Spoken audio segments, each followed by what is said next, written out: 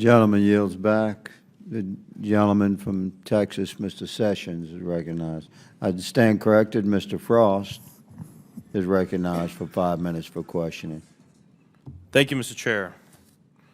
The federal government must play a bigger role in protecting our personal data, not just from criminals or foreign adversaries, but from law-abiding American companies as well. 23andMe holds the genetic information of more than 15 million people and is one of the largest collections of human DNA in the entire world. They've complied with our very basic laws by not sharing data with insurance companies or law enforcement unless legally required, and providing some terms of service disclosures up front. But that's not enough. Printed here in the terms of service and U.S. Privacy policies that users review before opting in, it's about 20 pages. Buried in the privacy policy are the lines, quote, "If we are involved in a bankruptcy, your personal information may be accessed, sold, or transferred, as a part of that transaction," end quote. Mr. Savage, is that how you say it? That's correct. Do you know approximately how many people read online terms of service that they agree to?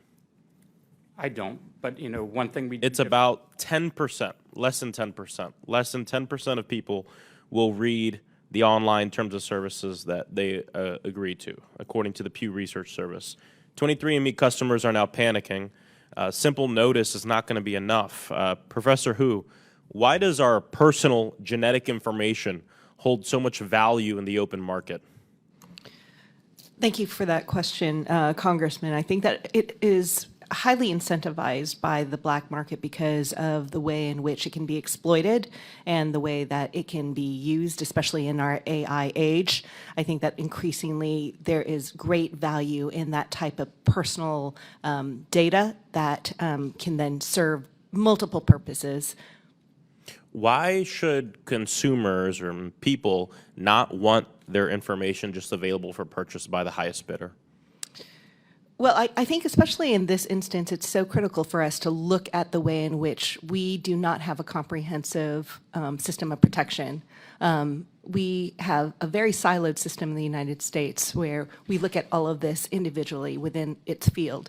But really the impact is integrated, and especially with AI technologies, we're going to see an increasing integration. Yeah. No, you're 100% right. I mean, Congress has failed to deal with this for a long time.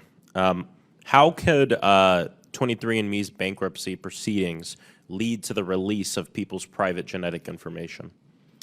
Well, I have multiple concerns about whether or not in the time of bankruptcy, whether the cybersecurity and the data protection protocols will be foremost. And I completely understand the commitments that have been made in the past.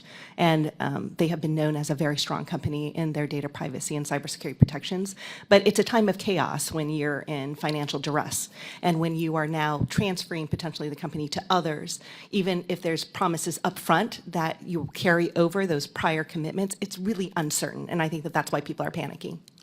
When it comes down to strengthening privacy regulation for our personal data that's held by corporations, what examples can we pull from in terms of state laws? Well, there are several states now that have very strong data privacy protections, and there are also states that are now leading the way in genetic privacy and biometric information privacy. And I think that if Congress were to help to understand how best to bring further protections, strengthening GINA, strengthening HIPAA, then I think that we could get much farther. Are there any approaches that haven't been tried yet? Well, I think that Colorado, for example, with their high-risk AI, Consumer Protection Act is a model of borrowing from the EU and looking at what types of technologies and what type of AI systems or data-driven systems are going to pose the greatest risk, and I think that that's something that Congress could examine. Yeah. Genetic research has had life-saving results, and large amounts of data can only assist in this work. But the loss of data privacy cannot be collateral damage for these breakthroughs, and innovation must not mean surrender to corporate control. This is not about one company, but in the battle between people's data, privacy, and corporate profits, the people usually lose. And I hope that both my Democratic and Republican colleagues can agree that it's imperative and past time for Congress to step in on this. Thank you. I yield back.